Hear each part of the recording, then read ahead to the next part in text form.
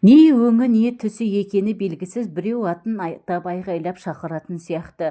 Өңі дейін десе өңінің қайда екені беймәлім. Кеңістікте өзі де жоқ, бәрі буалдыр, бәрі тұман, түк түсініксіз.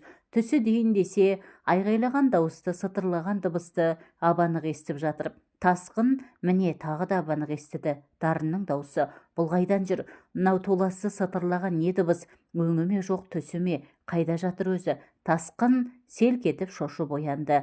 Бөлме іші ала көлеңке. Сырттағы электр жарығының сәулесі терезе алдындағы ағаштың қалың жапырағы арасынан ұрланып, әрең сығалайды. Терезенің сыртқы темір жақтауына жаңбыр тамшылары толассыз ұрғылап жатыр. Құлақ етін жеп, барабандай сартылдап тұрған сол екен. Әлгіндегі мені шақырған дарын ба, шынымен соның даусы ма? Жеті түнде не іздеп жүр ол? Орнынан ұшып тұрып, жүгіріп, терезе алдына барды. Сыртта жаңбыр құйып тұрып, терезені ашып мойнын созып төменге қарады. Ауладағы биік ақ теректің арбиған бұтақтары үшінші қабаттағы терезеге дейін жетеді. Соның қалқасынан ештеңені де анық ажырата алмады. Дарын, сен бе деді тасқын дауыстап. Тым-тырыс, жүрегі дүрсілдеп кетті. Дарын, дарын деп тағы қайтара дауыстады. Үн жоқ. Әлгінде атын айтып шақырған кім болды екен? Түсім дейін десе, дарынның даусын абанық естіген сияқты еді ғой. Бұл не жұмбақ? Қарақтан қарап, жүрегі бір түрлі суылдап, дегбірі қаша бастады. Асып-сасып, жығылып жүріп, қолына ілінген киімдерін иығына іле салып, жүгіріп далаға шықты. Үйтки соққан жел әсерінен екпіні күшейген жаңбыр басқа көзге сабалап тұр екен. Оған қарауға мұрша жоқ. Өз еркі өзіне бағынудан қалған, әлдебір түсініксіз сезімдер иірімдей иіріп, жаңқа құрлы көрмей, қақпақылға салып дедектетіп, сүйрелеп әкетіп барады. Дарын жатақхананың іргесіндегі ықшам ауданда тұрушы еді. Сол маңда әлі бұзылмаған ескі үйлер өте көп. Соның ең бір сұрықсызы да, сиықсызы да дарынға бұйырған болатын. Шатыры бір жағына қисая бастаған, терезесі төмен, өзі жермен жексен. Сонау Сталин заманында салынған қырық құрақ ескі үйді дарын былтыр ғана сатып алған. Тасқынның аяғына жұқпай, солай қарай ұшып келеді. Асфальт төселмеген қара жолдың миы шығып жатыр. Ойдым-ойдым, шұңқырдың бәрі көркіген су. Оған қарайтын, жол таңдайтын мұршасы жоқ. Қызыл асықтан шылпылдата су кешіп, дедектете жүгіріп келеді. Тасқынның көз алдынан дарынның бейнесі кетер емес, көлбеңдеп. Оң мен түстің арасындағы жаңағы шақырысының неге жорын білмей дал. Дарын ауырып, қысылып жатқан сияқты. Мұны іздеп мазасызданып жатқан сияқты. 5 жыл бір бөлмеде тұрған студенттік шақтан бірге келе жатқан сыралғы досы ғой. Бұлар институт бітіргелі де 8 жылдай болыпты. Одан кейін 7 жыл тағы бір пәтерде тұрған. Дарын былтыр үйленген соң Сәбира екеуі осы үйге көшіп кеткен. Үйі тасқынның жатақханасынан онша қашықта емес. Күн аралата келіп кетіп араласып тұрады. Дарын мен Сәбира екеуі таңның атысынан күннің батысына дейін барахолкада сөмке сатады. Тасқын болса суреттерін Алматы Арбатына апарып қойыпты. Содан түскен азын аулақ ақшаға жан бағып жүр. Қазір суретке қызығушылар да аз. Көз майын тауысып, таңды таңға ұрып, салған жұмысын болымсыз ақшаға сатып алғысы келетіндерін қайтерсің. Суреттегі шетелдегідей жақсы бағаланса ғой, онда әжептәуір жақсы өмір сүруге болар еді. Үй сатып алар еді, үйленер еді. 30-ға келгенше жұмысшылар жатақханасының аядай бөлмесінде жүргеніне кейде қорланады тіпті. Дипломы шабаданның түбінде сарғайып жатқалы. Қашан? Жұмыс жоқ. Жа қойшы, соны ойлай бермей. Дарын, сен мені шақырдың ба, әлде Сәбираның құшағында шыртиқода жатырсың ба? Шың қаққандай 7 түнде ербейіп жетіп келгенімді көріп, көзің атсыздай боп жүрме? Дарынның қақпасы ашық тұр екен. Үйінің есігі де шалқасынан ашық-шашық. Шатырдың сорғалаған судан аула іші күлкілдеп кетіпті. Бір сұмдықтың болғанын сезгендей жүрегі суылдап, екі аяғынан әл кетіп бастырмай қалды. Дәрмені құрып есіктің тұтқасынан ұстаған күйі теңселіп біраз тұрды. Үй іші тас қараңғы, іштен күлімсіз сыз иісі білінеді. Дарын деп дауыстап, үні дүрілдеп әрең шықты. Ішке қарай кіруге әлдеқандай күш жібермей тұр. Қорғасындай зіл тартқан аяғын әрең көтеріп босағадан аттады. Тым-тырыс сипалап тұрып есіктің артындағы түймешікті іздеді. Дарын қайда, Сәбира қайда? Есік неге шалқасынан ашық жатыр? Жарық неге жоқ? Түймешікті таптау әйтеуір. Жарықты басуға жүрегі дауаламай біраз тұрды. Жарық қосылса біреу өзін бас салатын сияқты. Маңдайына сұп-суық тер шықты. Түймешікті ұстаған саусағы дірілдеп кетті. Сонда да әлдерменін бойына жиып, түймешікті бастау әрең. Үй іші жарқ етіп ақ сәулеге шомылды. Көзі бірден төр алдында бүрісіп, қырын қарап отырған дарынға түсті. Қолында мылтық. Ұңғысын маңдайына тіреп алыпты. Сол қолымен мылтықты сығымдап ұстап алған. Оң қолының бас бармағы шүріппеде, қимыл қозғалыс жоқ. Тас мүсіндей сіресіп қалған. Кісінің кіргенін, жарықтың жанғанын аңғармаған секілді. Тасқынның төбесінен біреу тастай суды ақтара салғандай денесі мұздап сала берді. Бір сөзді айтудың, бір адым алға басудың өзі қиямет қайым. Үй ішін өлім ескірігі жайлап алғандай. Төр алдында шашылып жатқан патрондар да, оң жақ босаға тұстағы жиналмаған үстел үстіндегі самсаған бос шөлмектер де, үйдің сол жақ қабырғасын түгел алып тұрған дарынның өз жүрегін жарып шыққан жан тәсілім атты картинасы да демін ішіне тартып, тағатсыздана ажал күтіп тұрғандай. Тасқынның көзі картинадағы жас жігіттің жанарымен шарпысып қалды. Үрей ұялаған тірі көз өңменіңнен өтіп барады. Оң қолымен басын таянып бүрісіп отыр. Саусақтарының арасынан сорғалаған қан өңірін жуып кеткен.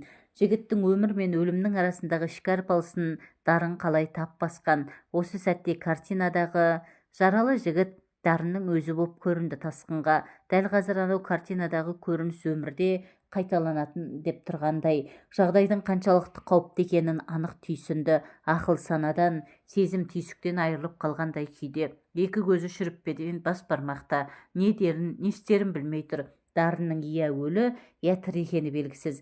Аяғынан әл кетті. Аттай бере сылқ ете түсті. Дарын деп атын атамақ болып еді, үні шықпады. Бұдан әрі не болғаны анық есінде жоқ. Көз алды тұмандатқандай болдым-ау, еңбектеп қасына бардым-ау, шоқиып қасында отырдым-ау. Әлден уақытта екеуінің көзі түйісіп қалды. Бір-біріне тесірейе қарап отырған сәтте есін жиды.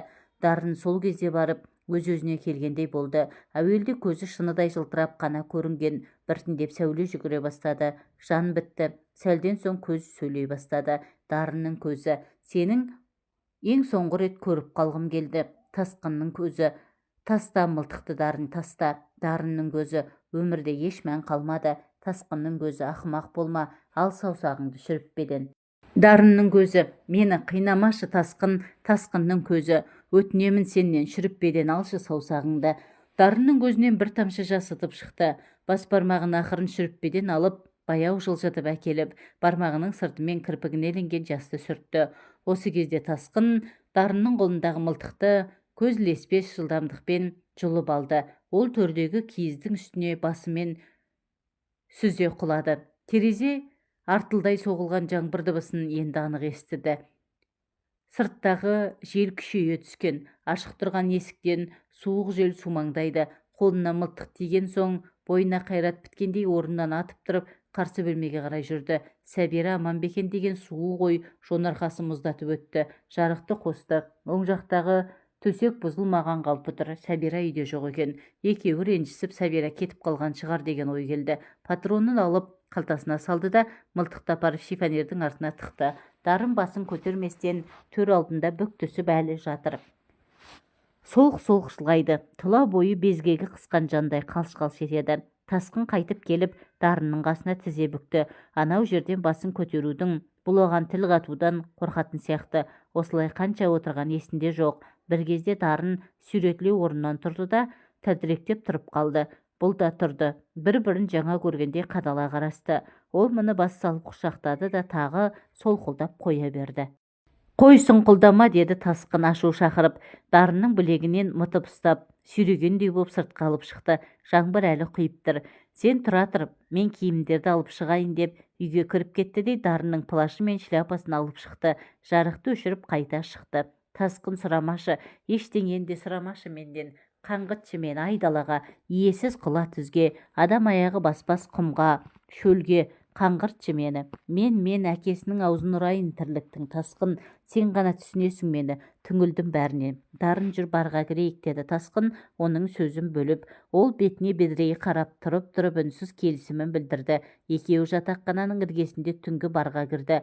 Подвалда орналасқан түнгі бардың іші бозамық сәулеге шомылып мүлгіп тұрып, Қаба сақалды бармен жігіт темекісін будақтатып өзі жалғыз отыр екен. Бұлар төрдегі үстелге барып жайғасты. Көп ұзамай алдарына бір шөлмек Қазақстан коньягі мен жеңіл-желпі тамақ келді. Саған оқас туралы айтып бедім. Айтқан жоқпын ба? Аха, онда айтайын, деді Дарын бір-екі рюмка коньяк ішіне кеткен соң барып тілге келіп. Оқас бала күнгі дос қой. 9-шы сыныпқа дейін бір партада отырық. Оқас сері еді. Оқас сөзге шешен еді. Бойы сұңғақ, өңді болайын деп тұрған бозбала еді. Тасқын өз ойымен өзі арпалысып кетті де, оның не айтып отырғанын ұқпады. Оқастың не қатысы бар? Әлде өз-өзін алдандырғысы келіп отыр ма? Сәбира қайда кетті екен? Мына ессіздің өз-өзіне мылтық кезенгені несі? Не көрінді көзіне? Бұл бармағында жағдайы не болар еді? Мына Құдай айдап апарған шығар. Аха, сол Оқас 9-шы бітірген жылы жазда асылып өлді. Тасқын селкете түсті. Ойы бөлініп еріксіз Дарынның сөзіне құлақ қойды. Асылып тұрған жерінен өзім ағытып алып едім. Дарын рюмкасын сығымдап үнсіз отырып қалды. Маңдайындағы қос әжімі тереңдей түскендей көрінді. Самай шаша қара бастапты. Неге асылып өлгенін жөнінде алып қашпа сөз желде ескен. Оның қайсысы шын, қайсысы өтірік, бір Құдайдың өзі білсін. Менің білетінім, ауылдағы бір жесір қатынға Оқас жиі барғыстап жүруші еді. О қатынның жасы 30-дың жуан ортасында болатын. Аха, қаншалықты дос болсақ та, о қатын туралы Оқас маған жақ ашқан емес. Елдің айтысына қарағанда сол түні ол жесір қатынның үйіне қонған екен. Түнде ана қатын Оқасты қойнына алған дейді. Бұрын әйелмен болып көрмеген бозбала ғой. Төсек рахаты дегеннің не екенін қайдан білсін? Қысқасы, қатынды қанағаттандыра алмаған. Түннің бір уағында әбден көзі қарайған қатын: сен еркек емессің, бүйтіп қор болғанша асылып өл, деп Оқасты басқа көзге сабалайды. Оқас үйден қашып шығады. Шыққан бойда үйіне келеді де қорасына кіріп асылып қалады. Дарын көзіне түскен бұйра шашын ширатып үнсіз отырып қалды. Дарын, қойшы осындай әңгімеңді, деді Тасқын ызғарлы үнмен. Бір дұрыс сөз шыға ма сенен бүгін? Жоқ па, не болған саған? Тасқын, тыңдашы. Тыңдамаймын. Сәбира қайда? Не болды сендерге тағы да? Ұрыс керістерің бітпейді екен осы, түсіндірші маған. Сәбира кетті, енді келмейді. Неге, не болды сендерге? Есің дұрыс па сенің? Мылтықты қайдан алдың? Ай, мылтықты қайдан алдың деймін. Сатып алдым. Қайдан? Оны не қыласың? Әй, өз-өзіңе мылтық кезеніп не көрінді саған? Бағана мен келмегенде не болатын ең? Құдай сақтады қайта. Неге өйттің? Әй, неге өйттің деймін саған. Бұрылма, бері қара, түсіндірші. Түсінгің келсе, оқы мынаны. Дарын төс қалтасына екі бүктелген жуан конвертті алып шықты да үстелдің үстіне тастай салды. Тасқын конвертті қолына алып бүктеуін жазып, жазуына үңілді. Сыртына Сәбираға деп баттитып жазып қойыпты. Конвертті ашып, ішінен 10 шақты бетке жазылған хат алды. Дарынның маржандай жазуы: хат Сәбира деп басталыпты. Мен бүгінгі жанжалдан кейін саған бәрін де ашып айтуды парызым деп санаймын. Сен ештеңені де түсінбестен байбаламға бастың, Карлыға тіл тигіздің, мені 200-ді алаяқ деп сөктің. Сәбира, сен неге менің сөзіме құлақ қоймадың? Тіпті ит болсам да соңғы сөзімді тыңдауға тиіс едің ғой. Өйткені сен бәрін білуге тиіссің. Түсінесің бе, түсінбейсің бе, оны өзің білесің. Мен мұны сенен жасырайын деп жасырған жоқпын. Жанымдағы бітеу жарам еді. Бүгін сол жараның аузы ашылды. Оған өзің куә болдың. Мен ақталайын деп отырған жоқпын. Себебі сен бұл жолдарды оқып отырған кезде мен еш адвокаттың үкімі жүрмейтін жақта болармын. Жә, саған түсінікті болу үшін бәрін де басынан бастайыншы. Мен 10-шы сыныпқа көшкен жылы жазда Оқас деген досым қайтыс болғанын білесің. Өте намыс қой бала еді. Бір қатынның ауыр сөзіне бола асылып өлді. Неге асылып өлгенін саған жырғып талай айтып едім ғой. Оқастың мезгілсіз дүние салуы әкеме қатты батты. Өйткені Оқас екеуміз кішкенеден бірге өскен дос едік. Әкем Оқасты да өз баласындай жақсы көретін. Мен де Оқас сияқты ойнаптап жүріп, от басама деп қауіптенді ме, әлде төсегімнің басына балет бишілерінің, сұлу қыздардың жартылай жалаңаш суреттерін жапсыра бастауым себеп болды ма білмеймін. Әкем бір күн моншадан қайтып келе жатып: сен енді бала емессің, ойланатын кезің келді. Қарлыға жеңгеңнің жалғыз отырғанын бізге сын. Жесіріне ие бола алмады дегізбе елге. Асан ағаңның шаңырағына енді сен ие боласың, деді түйеден түскендей дүңк еткізіп. Әкемнің мінезі қызық еді. Өзінің айтқаны болмаса айғайдың астына алатын қызба болатын. Бірақ қайтымы тез еді.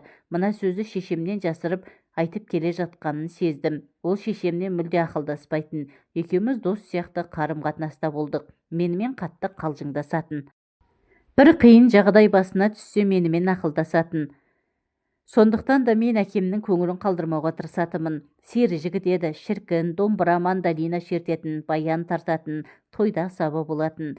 Шешем тойға өзін жалғыз жібермейтін білген соң, үнемі мені қасына ертіп алатын. Келіншектермен қатты қалжыңдасатын. Әкеме келіншектер де өте үйір еді.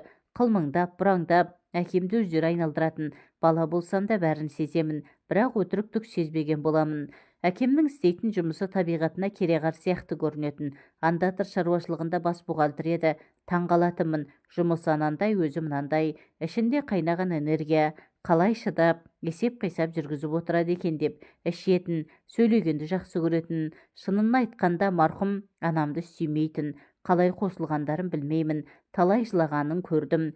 Кетем дейтін. Шешемді де шемнен аяймын. Өзім де оңашада жылаймын, әкемді де аяймын. Кейде ыза болып, кететін болсаң кетсеңші, шешемді де қинадың, мен де қинадың, өзің де қиналдың дейтін едім.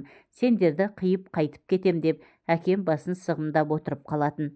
Әкемнің бір әдеті бар еді, бір ішкенде бір-екі аптаға жоғалып кететін. Бір қызығы біздің үйдегі Құтжолда сөйтетін. Ит иесіне тартады деген рас-ау. Құтжолда шынжырын үзіп қашып кететін. Бір аптадан соң кір-кір болып, шаршап шалдығып қайтып келетін. Иә, әкем де сөйтетін. Бір-екі жетіден соң кір-кір, алқам-салқам болып өзі келетін.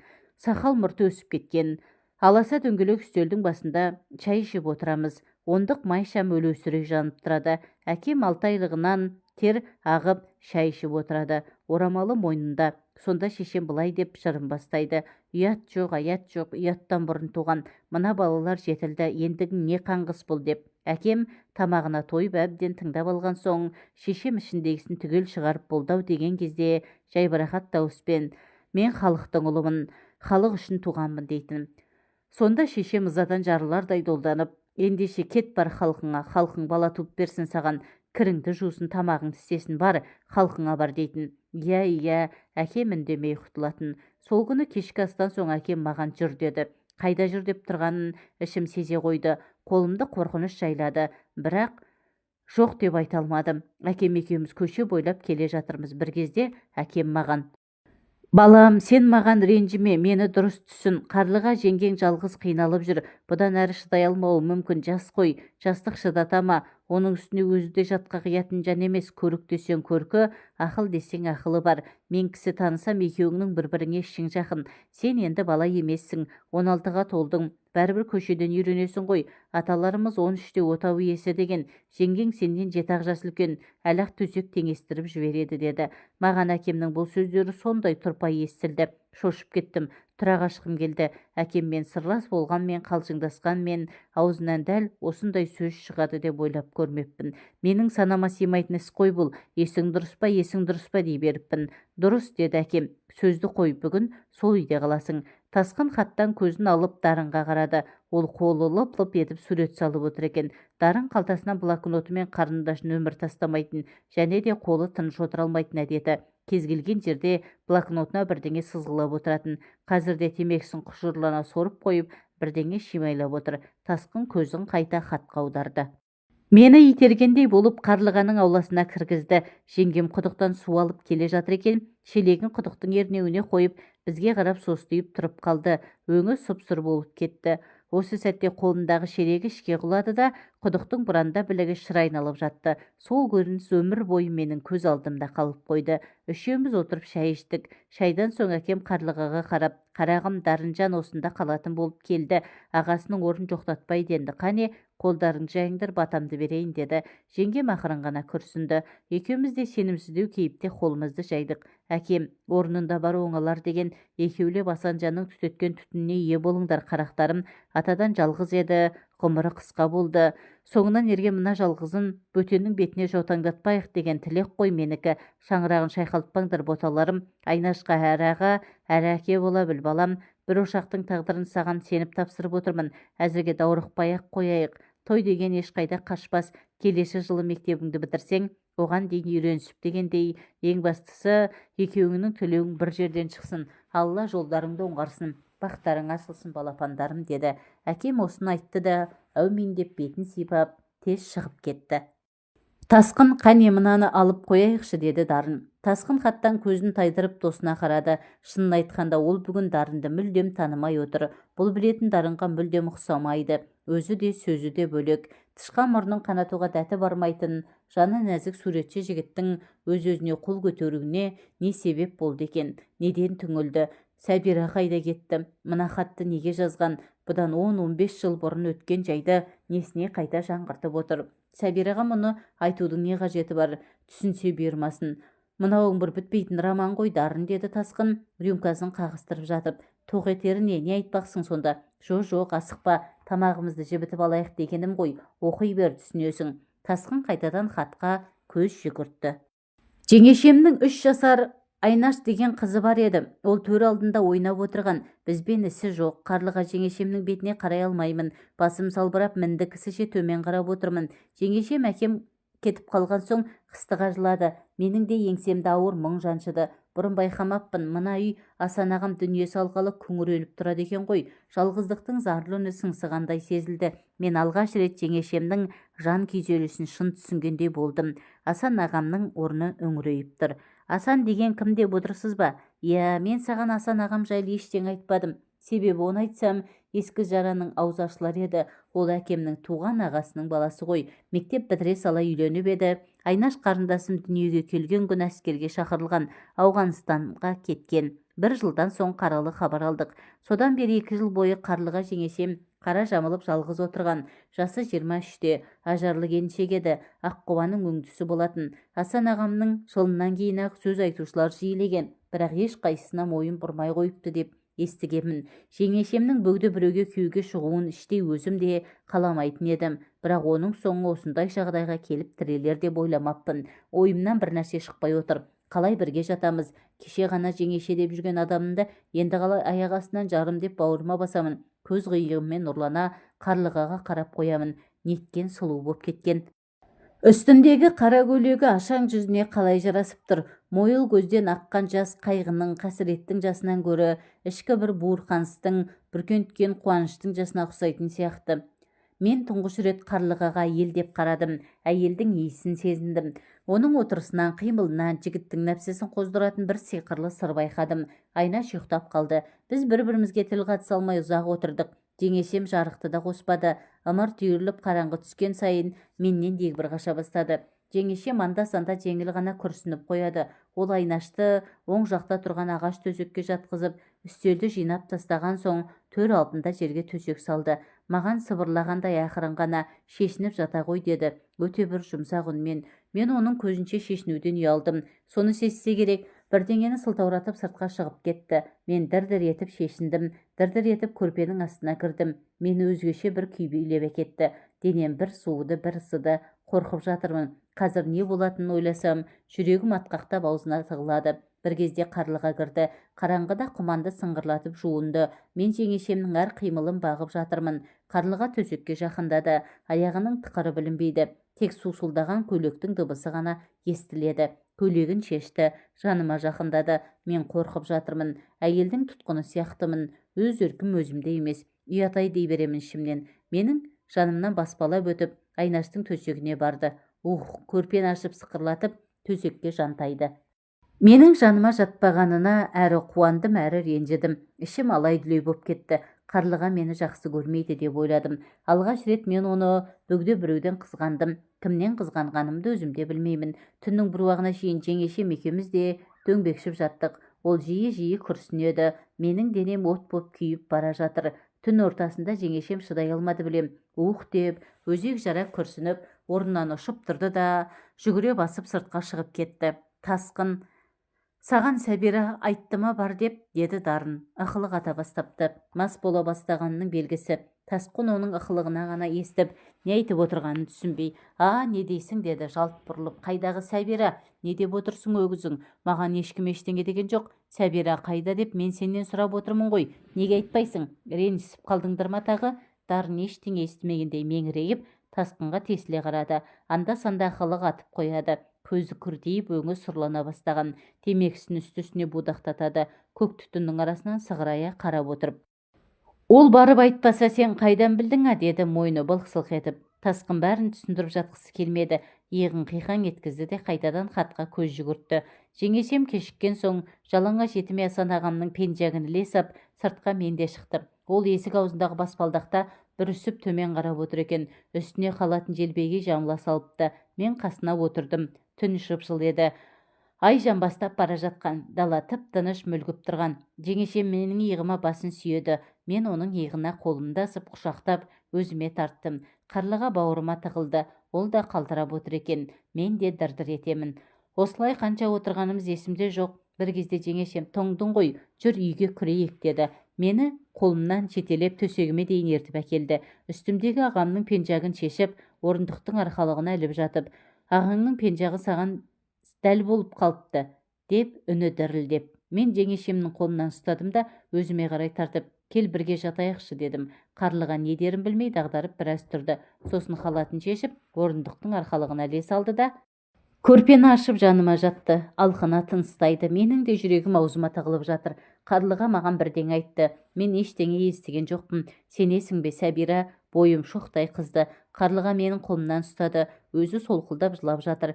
Бойым мұздағандай болды. Жалаңаш тәнімнен сипалады. Қолым мақпалдай. Қайта жандым. Өз еркім өзімде емес. Еркімді Қарлыға билеп алған. Қазір буындырып өлтірсе де қарсыласа алар емеспін. Ақырын өзіне қарай тартты. Мен Қарлығаға қарай жақындай түстім. Тәніміз тәнімізге тиді. Жас келіншектің тұла бойынан керемет бір хош иіс аңқиды. Денесі барқыттай, құшағымыз айқасты. Ақырын бетімнен өпті. Бір кезде тұла бойымды тұтандырып, ернімнен құшырлана сүйді. Сол сәтте төбе құйқамнан бастап, табаныма шейін шымырлап, бірдеңе жүріп өткенін сездім. Естанды халде жатырмын, мас сияқтымын. Бойыма әлдеқайдан ерен күш біткендей. Мен оның торғын денесін, сәл ғана тершіген маңдайын сипалап келіп, өрс өрпірген омырауына қол салдым. Әйелдің ыңырсыған, делебеңді қоздырар сиқырлы үні шықты. Енді ол былқ-сылқ етіп, әлсіреп қалғандай болды. Осы қылығы мені одан әрі өршелендіре түсті. Сүйші, сүйші, жаным, деді Қарлыға үздігі. Балалай, рас па, түсім емес пе, деді даусы дірілдеп. Мен отқа түскен майдай еріп, балқып бара жаттым. Дарын қағаздан басын көтеріп, қолына орталанған коньякты алды. Қолы қалтырап рюмкелерге төгіп шашып әрең қойды. Бағанағыдай емес. Денесі былқ-сылқ етіп, тілі күрмеле бастаған. Бармен үстелдің үстін сүртіп, босаған ыдыстарды жинап әкетті. Тасқын Дарынға таңырқай қарады. Рюмкасын қолына алып, әй Дарын, мына шимай шатпағыңды Сәбираға көрсетуші болма, ұқтың ба, ақымақ. Сен кімге жазып отырғаныңды ескермеген сияқтысың, есіңде болсын. Әйелдер мұндайды еш уақытта кешірмейді, деді мырс етіп. Маған енді бәрібір, деді Дарын, көзі тұманданып отырып. Қане, алып жібер, кел, шейікші. Тасқын рюмкадағы коньяктан бір ұрттады да қайтадан үстелге қойды. Екі көзі хатта. Сәбира, мен Қарлығашпен 3 апта бірге тұрдым. Сөге көрме қызғанбады. Мен 3 апта бақыт дегеннің не екенін шын сезіндім. 3 аптадан соң Қарлыға ауылдан көшіп кетті. Бір күні мектептен келсем, Қарлыға құдық басында жылап отыр екен. Менімен сөйлескісі де келмеді. Үйіңе қайт, шешең қайтсын деп жатыр, деді. Мен екі өкпемді қолыма алып жүгіріп үйге келдім. Есікті аша беріп, іштегі шаң-шұң дауысты естіп тұрып қалдым. Әкем мен шешем тағы ұрысып жатыр екен. Көбіне мұндайда мен іркілмей кіріп баратынмын. Менен ұялғандарынан көп ұзамай басылатын. Бұл жолы жанжалдың себепшісі өзім екенімді біліп тоқтап қалдым. Ауылдағы жесір атаулын адақтап түк қойғаныңмен тынбай енді баланы бұзайын дедің бе, деп шешем шаңқылдап жатыр екен. Оу, не көкіп отырсың өзің, деді әкем.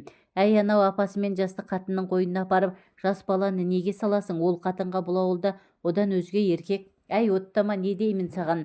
Қарлыға Дарынның әмеңгері, сол үйдің ендігі иесі Дарын. Айнаш тұрғанда Қарлығаны қаңғытып жіберуге біздің хақымыз жоқ. Обал болады. Жетім жесірдің көз жасына қаламыз. Оларда енді сенің шаруаң болмасын. Шаруаң болады, болғанда қандай? Әмеңгері несі? Ол қайдан шыққан заң? Атам қазақтың заңы. Давай қысқарт. Мен сенің әмеңгер сәмеңгеріңді білмеймін. Ондай феодалдық заңдарын келмеске кеткен. Жеңгесіне көмектессін. Жалғыз басты әйелге қиын ғой дегенге өзімше жаным ашып барсын десем, сенің ойың жаман екен ғой. Ол әлі үйленетін жасқа жеткен жоқ. Мектебін бітірсін, оқуын оқысын, баланың бағын байлама, ондай қатын табылмай қалар деп педің. Байсырап отырса, күйеуге шықсын ана албастың. Ешкім қой деп отырған жоқ қой оған. Жас баланы бұзып, бар алып кел баланы. Айтпесе сотқа беремін мен. Анаған шықты, айтпады деме. Мен осы сөзді естіген соң үйге кірмей кетіп қалдым. Басым ауған жаққа қарай жүре бердім. Өзімді алғаш рет қанаты қиылған құс секілді сезіндім. Сәбира, мен Қарлығаны жақсы көріп қалған екем. Шешемнің оны сотқа берем деген сөзінен қатты шошындым. Мектептегі балалар да, мұғалімдер де менің Қарлығаға қосылғанымнан бейхабар еді. Шешем сотқа берсе, бұл құпиямыз жұртқа жария болуы мүмкін. Мені сөзсіз мектептен шығарады. Баламын ғой ол кезде. Қарлығаны соттап жібереді екен деп қатты қорықтым. Не істерімді білмей дел-сал күйге түстім. Оның бәрін айтып жеткізе алмаймын саған, Сәбира. Сен оны бәрібір түсінбейсің. Қалай қиналдым десеңші. Алғаш рет сол күні темекі шектім. Күні бойы өзен бойын кездім. Ойымнан Қарлыға шықпай қойды. Мен сол бойы күбірлеп Қарлығамен сөйлесіп жүрдім. Кеш бата алыстан Қарлығаның үйін торғуылдамын. Биік бәйтеректің бұтағына шығып алып, сыртынан Қарлығаның жүріс-тұрысын, іс-әрекетін бағумен болдым. Сол түні Қарлығаның қорасының төбесінде шөпке түнеп шықтым. Қарлыға басқа ауылға көшетін болды. Мен көшірісуге бардым. Қарлыға менімен сөйлескен жоқ. Жүктерін буып түйіп дайын отыр екен. Машина келгенде тезірек тиюге асықты. Мен оған сөз айтуға бата алмадым. Не деймін? Қал деймін бе? Мені де ала кет деймін бе? Қыстығып әрең жүрдім. Бір кезде ауыр қазанды әдейі аяғыма түсіріп алып, соны сылтауратып өкіріп жыладым. Одан не пайда? Бәрібір Қарлыға аялдаған жоқ, кете барды. Мен қаңыраған үйде жападан жалғыз қала бердім. Әкем көшірісуге бара алмады. Қарлыға көшетін болыпты дегенді естігенде қатты қиналған. Әкем намысшыл кісі еді ғой. Шешеме өкпелеп теріс қарап жатып алған болатын. Ас та ішпеді, сөйлеспей де қойды. Содан әкем айықпас дертке ұшырады. Арада 6 айдан соң 47 жасында әкем қайтыс болды. Сәбира, соңғы кезде менің араққа тым үйір болып кетуімнің бір себебі осында. Менің мойнымда 2 адамның көз жасы бар. Бақытты ете алмадым оларды. Енді бұған сенің көз жасың қосылайын деп отыр. Ғафу ет, сені де бақытты ете алмадым. Мені сүйетініңді білемін, бірақ мен адастым. Қалай өмір сүруге керек екенін білмей қалдым. Өзімді де сені де қинай бергенше кетейін деп шештім. Қош, бақытты бол. Дарын 17 мамыр 1997 жыл. Тасқын түнеріп үнсіз отырып қалды. Көзінде жас, темекі қыстырған саусақтар дір-дір етеді. Көңілін мұң торлады. Дарынға басу айтар сөз таба алмады. Хатты 2 бүктеп төс қалтасына тез тыға салды. Қабағын жазбастан рюмкасын қағыстырды да коньягын сыздықтата жұтып отырып, саусақтар дір-дір етеді. Көңілін мұң торлады. Дарынға басу айтар сөз таба алмады. Хатты 2 бүктеп төс қалтасына тез тыға салды. Қабағын жазбастан рюмкасын қағыстырды да коньягын сыздықтата жұтып отырып, Қарлыға қайда қазір? Хабарласа алдың ба деді дегбірсізденіп. Қарлыға жынданып кетіпті деді Дарын тұтыға сөйлеп. Солай деді де қолындағы рюмкасын еденге бір қойып орнынан атып тұрды. Күл паршасы шыққан хрусталь шынылар тас еденде шашылып жатты. Бармен жүгіріп келді де басын тоқпақтап өкіріп тұрған жігітті көріп, не дерін білмей абдырап тұрып қалды. Дарынның ащы үні кісінің сай сүйегін сырқыратты. Көзінің жасы пар-парлап ақты. Қаба сақал бармен үн-түнсіз шынының сынықтарын жинап алды да аяушылықпен басын шайқап бұрылып кетті. Тасқын орнынан тұрды да теңселіп, құлап бара жатқан Дарынды құшақтай алды. Тасқын, жұбатпашы мені, керек емес. Бұдан кейін өмір сүрудің не мәні бар, не қызығы қалды деп Дарын тұтығып әрең сөйледі. Кеше барахолкада Қарлығаны көрдім. Түрі түк өзгермеген, тек шашы аппақ қудай, үстінде көнетоз пальто, жол жаққа қараймын, сен жоқсың аяулым деп әндетіп келеді. Мен не болғанын түсінбей қалдым. Ол өтіп кеткенше орнымнан тырп ете алмай байланып қалдым. Біраздан соң барып сөйлеспек боп соңынан жүгіріп едім. Сәбира, қайыршыдан ең бар деп алдымды кес-кестеп, ол қайыршы емес, Қарлыға дедім айғайлап. Қарлыға аты аталғанда 2 рет артына жалт-жалт бұрылды, бірақ мені танымады. Мойнына сөмке асынып алған қайыр садақа жинап жүр. Сол бойы кете барды. Мен соңынан жүгіруге де, тоқтауға да дәрменім жетпей, мен сиіп тұра бердім. Мен кінәлімін. Дарын, жүрші, шығайықшы мына жерден, сен массың, саған айығу керек деді Тасқын, оның қолынан сүйрелеп. Дарын қалтасынан бір уыс ақша алып, бумаждаған күй үстелдің үстіне тастай салды. Ақша әлгінде өзі салып отырған блокноттағы суреттің үстіне түсті. Құдықтың қасында жылап отырған келіншектің мұңды кескінін бобыраған ақша жауып қалды. Тас, түсінесің бе? Мен Қарлығадан 2 рет айырылдым ғой. 1 рет шешем, 2 рет Сәбира. Шешемнен ала алмаған өшімді Сәбирадан алдым. Кеше кешкісін 1 рет оған қол көтердім. Жылап сықтап, енді көрместей боп апайының үйіне қашып кетсен. кетсе кетсін. Әй есуас, Сәбираның не кінәсі бар? Қарлыға осы күнге дейін іздесең қайда қалыпсың? Қайда көшіп кеткен білген шығарсың, деді алда келе жатқан Тасқын. Бардың есігіне жете бергенде артына жалт бұрылып, дарын басын қақшаң еткізіп көтеріп алды. Теңселіп әрең тұр. Іздеп барғам, оқуға түскен жылы көшіп кетіпті ол ауылдан. Қайда кеткенін ешкім де білмейді. Не қыл дейсің маған? Табала, ұр мені, мұрнымды бет қылшы. Я, мен кінәлі, мен кінәлімін. Бітті Тасқын, бәрі де бітті. Мен осы күнге шейін Қарлығамен әйтеуір бір кездесермін деген арманмен өмір сүргем. Қиялымдағы Қарлығаның бейнесімен сөйлесушем. Сол қиялым кеше күйреді. Ойпыр-ай, неге көрдім? Шыққыр көзім неге көрді оны? Көрмегенім жақсы еді ғой. Енді үмітім үзілді, бәрі де бітті, деді дарын бірден тәлтіректеп әрең шығып келе жатып.